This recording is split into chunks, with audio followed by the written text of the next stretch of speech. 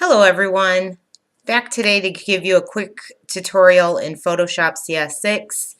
Today is going to be showing you how to place an image inside your text.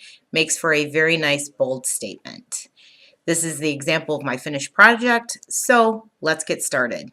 You're going to want to open up your Photoshop and we're going to start with a new file and title it what you want. We can title it Colorado because I am doing Colorado.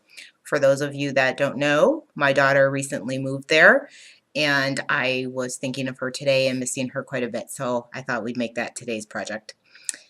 And then I just have it 1920 as the width.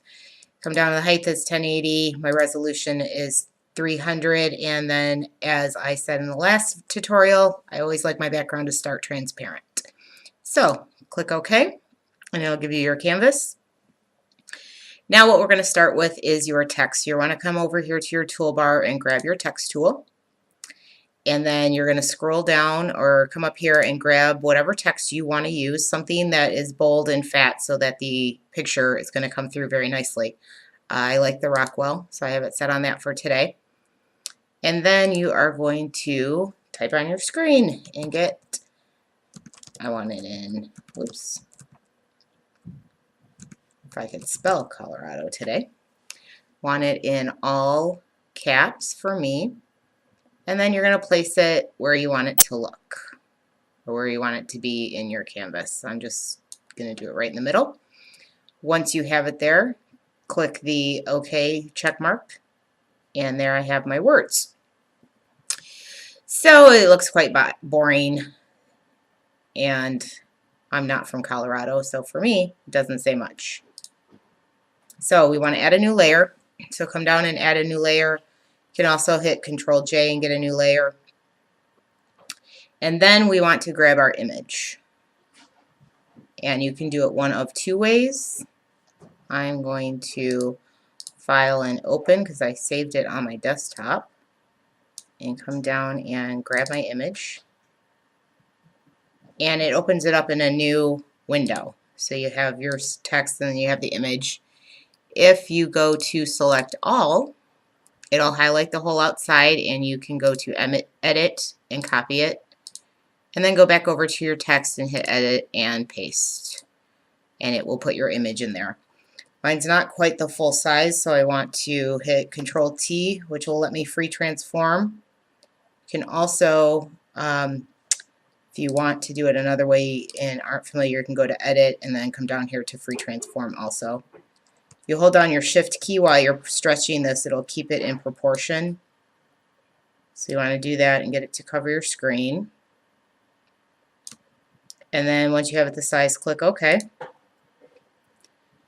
Now, if you come over to where the layer is, you'll see it's highlighted. If you hold down your Alt key and play with it, you'll get this little box with a black arrow. Once you see that, click on it and it will put your text right in there. It creates a clipping mask and puts it right into your text for you. So it looks good, but it's not standing out much. So if you go back to your text layer and go down to your FX and click on Bevel and Emboss, it'll pull up your blending. And in here you can bevel it. I do an inner bevel for this. Go ahead and play with them the size that you want. I have it at 18. You can stretch it up to 65 if you wanted something like that. I liked it at 18 was my choice. You want just enough to make it stand out so it kind of comes alive a little bit. Type in 18. And then you can play with those. Down on here on the shading, I do have it on screen, excuse me. The opacity I keep at about 75. And then down here though I did add some shadow. So I have it on multiply with a black and that also on 75. Give it a little bit more kick. You might want to add a drop shadow to it. And again, you can click on the box and then highlight it so you get the menu. And you can put these numbers in here that work for you. You can change the distance so that it's not sticking out so much. Like so. let's see, maybe that looks good. Again, you can change the size depending on how much shadow you want behind it. And again, what it does is give you a little depth in here. So once you have all that, you're pretty good to go. What I would do is go back to your layer if you want. Like right now, I don't like the view of my wording. If you click on your move tool, you're on your picture, your image layer, so your image will move. So now you can play with it and decide where you want the beautiful picture to fit in here for Colorado. And I'm thinking maybe there. Maybe there. That looks good. I want the mountains showing. There we go. So once you have it all set, you're good.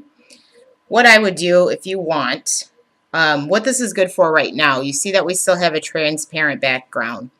If you save this as it is right now as a PNG, it's going to let you put it in other projects. So if you're working on another image and you wanted this to be in there, you can place that in there and it's not going to have any background. It's just going to have the text. I'm not using it for that. I'm just using this for this tutorial. So what I want to do is hit shift and highlight both layers and right click and convert it to a smart image. What this does is it wraps it all together now. So now that whole project is just done. I want to add another layer, so Control J, and I want to pull that layer down. I want it to actually be in the background. Oh, and I'm sorry, that's not what I want to do. I want a brand new layer altogether. So just click on new layer because I want it to be empty. Control J duplicates your layer. So I apologize. So now if we want to come back down to this new blank layer, let's say we want to fill it with black. You can pick your color. If your color is something different here, and if you click D, it'll make it black and white. And then grab your paintbrush. Again, if you right click, it might be on gradient tool. This is the tool that you want. Make sure paint bucket is selected. And then when you click on here, it should fill it for you. Oh, and I have it on a gray. I don't have it on black. Actually, I like that. I think I tried black earlier. We can try it real quick if you want to see it, because that would be the black. It's a little too dark for me, so I lightened it up. And then again, you can change the color. So there you go. Cute little Colorado with the mountains behind it. And I'm probably going to save this project and send it over to my daughter and let her know that I'm thinking about her. So I hope that was helpful. Like I said, you can find any image that you want and do whatever text you need to. If you have any questions, let me know. If not, comment, like, and subscribe. Be back soon with a new tutorial. Thanks.